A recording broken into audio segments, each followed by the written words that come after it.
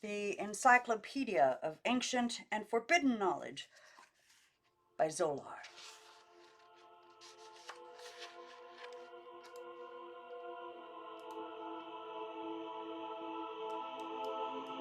Okay, yeah, I don't have copyright for that. It's not.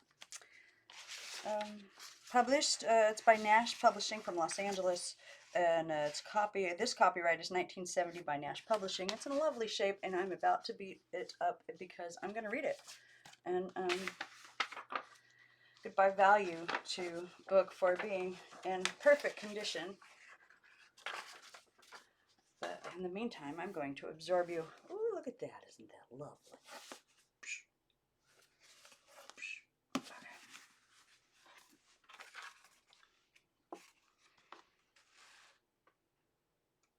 Dedication. I dedicate this book to those ancient wise men whose diligent application to the science of the heavens made this work possible. All modern research is based upon their findings. Much of my present work has been taken from the old out-of-print manuscripts whose authors have long since passed on. Their written words will herein be preserved for posterity. Permit me to say, no grander or more soul-ennobling theme has ever been presented to the human intellect than the philosophy and language of the heavens, capital H, heavens. It opens to our inspection an endless volume of sublime grandeur. Whoever watches fair Venus in her march, with nothing save the philosophy of distance, time, and motion to observe, will find a deep satisfaction beyond the mundane considerations of the materialistic life. Unto him who reads the language of the heavens, capital H, and catches the inspiration of their loftier melodies, there is a positive charm and enchantment which makes every star a divinity and lights all space with prophetic wisdom. It is the wise man who rules his stars, and the fool who blindly obeys them. The heavenly bodies predispose and influence, but they do not compel.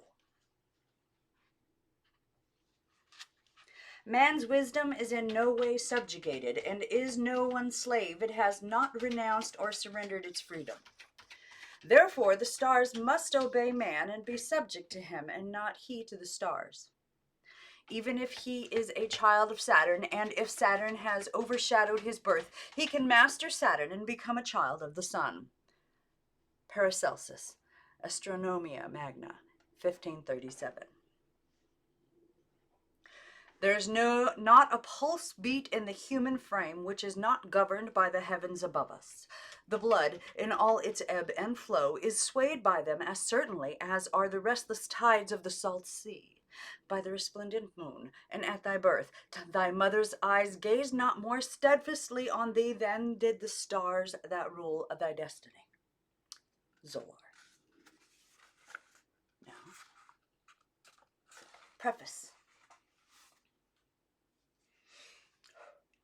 Most people spend 90% of their time doing what other people want them to do instead of what they want to do themselves.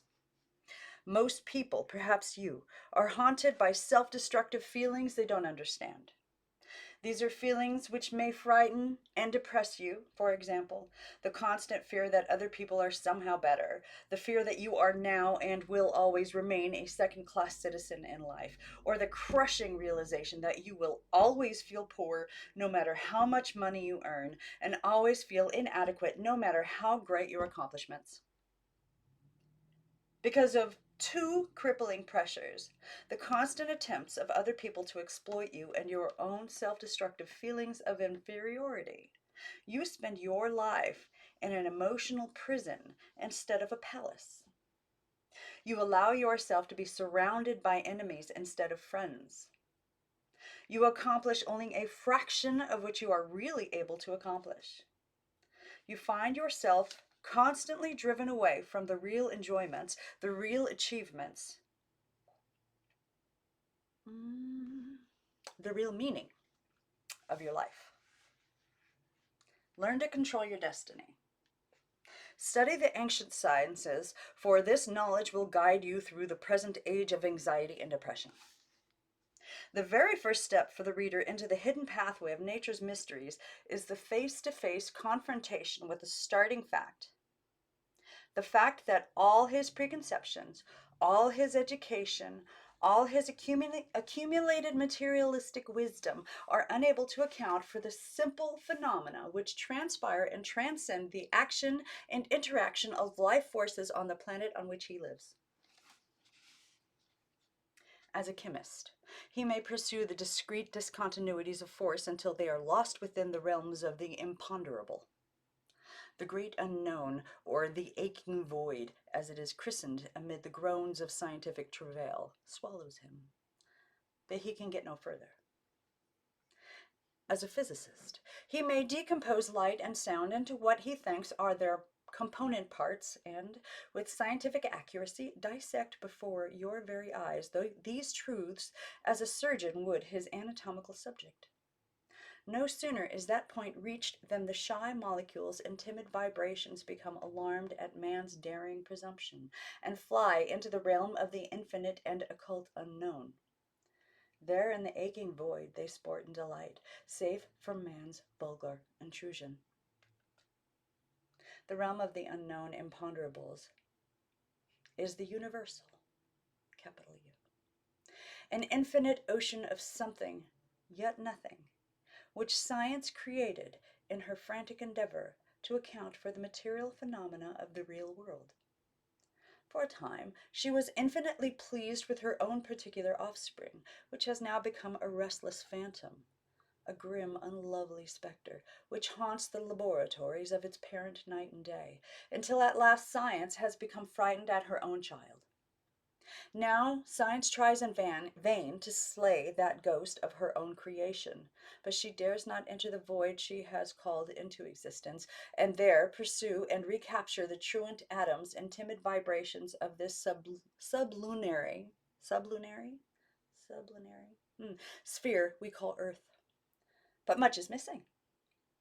Therefore, at the very outset of man's pilgrimage through these vast and scientifically unknown regions, the reader had best unload all the heavy and useless baggage of educated opinion and scientific dogmas which we may carry.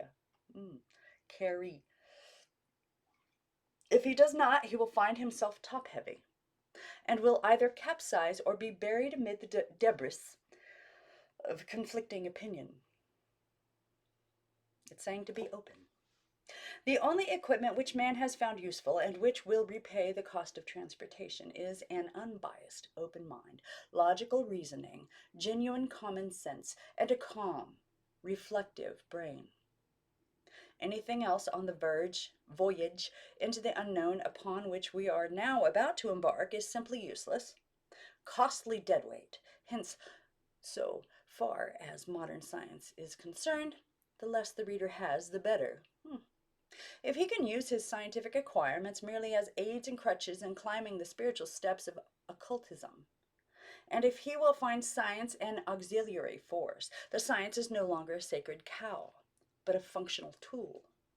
But this is an exceedingly rare gift, and one seldom found. It also has a delusive snare.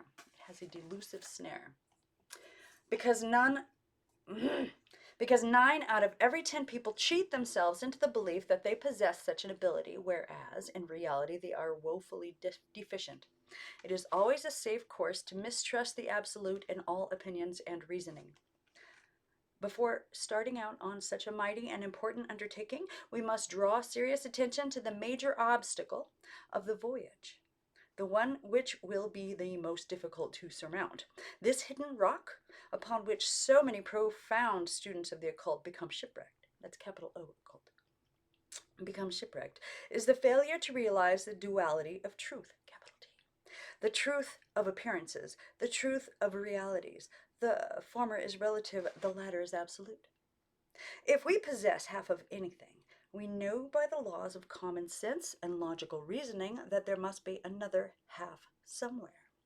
No subtle twist of metaphysical sophistry can cheat us into the belief that we possess the whole. We know and see that we have just exactly half and no more. Furthermore, when we look into any known thing, we know for it to possess the attributes of a thing, it must possess three dimensions: length, breadth, and thickness.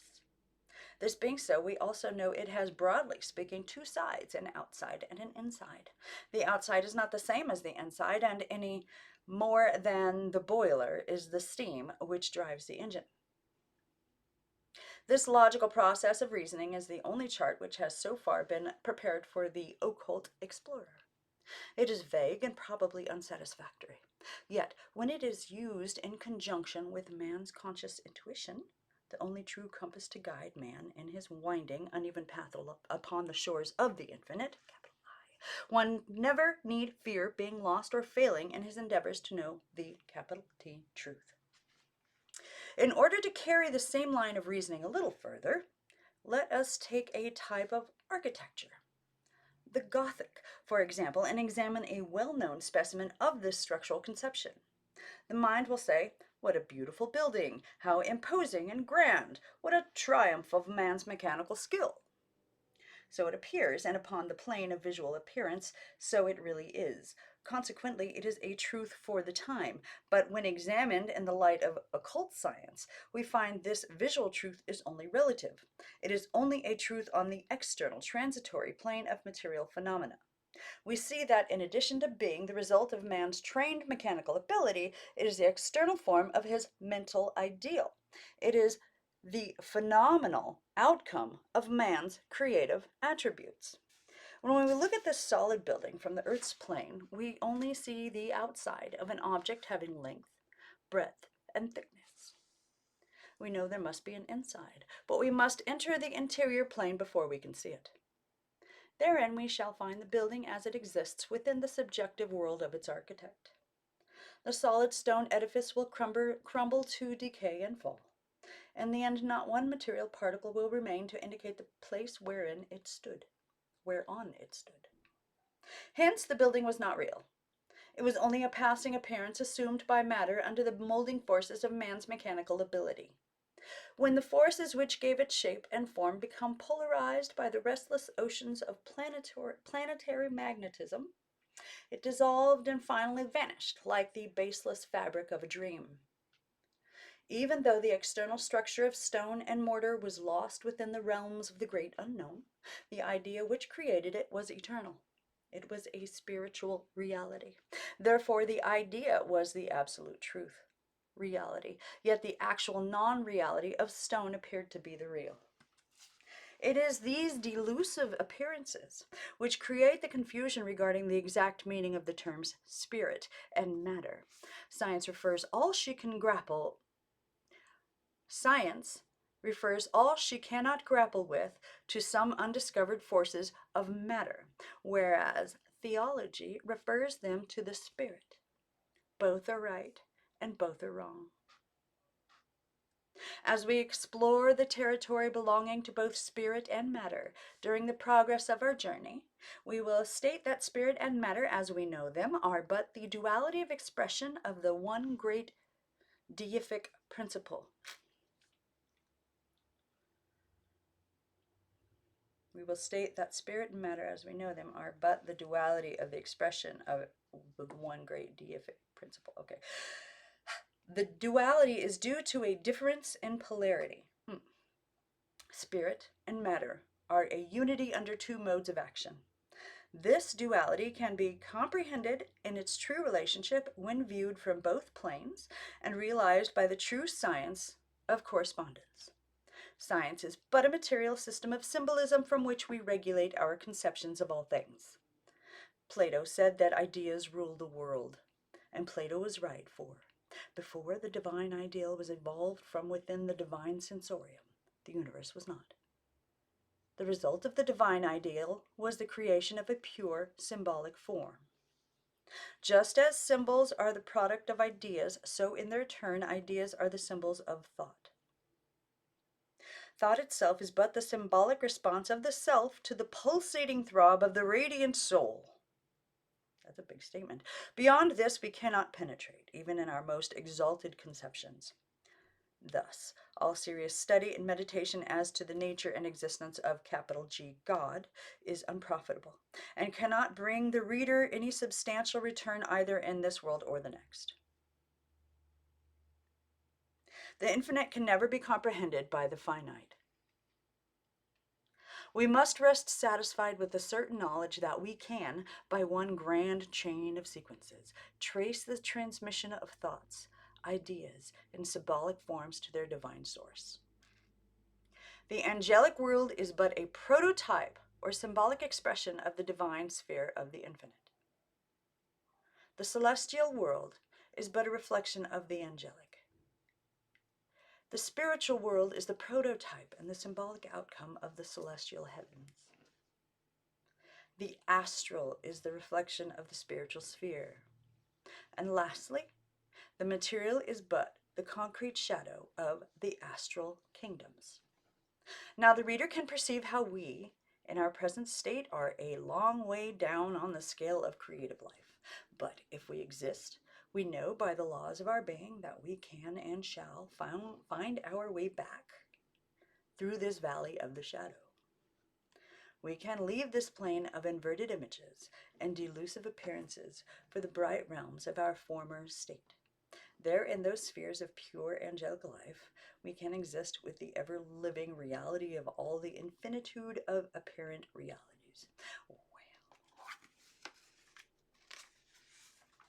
Okay, so that was the dedication and the preface, publication information. I withhold opinions because I know nothing to have an opinion. I'm reading a book, and I will see what I can learn from it.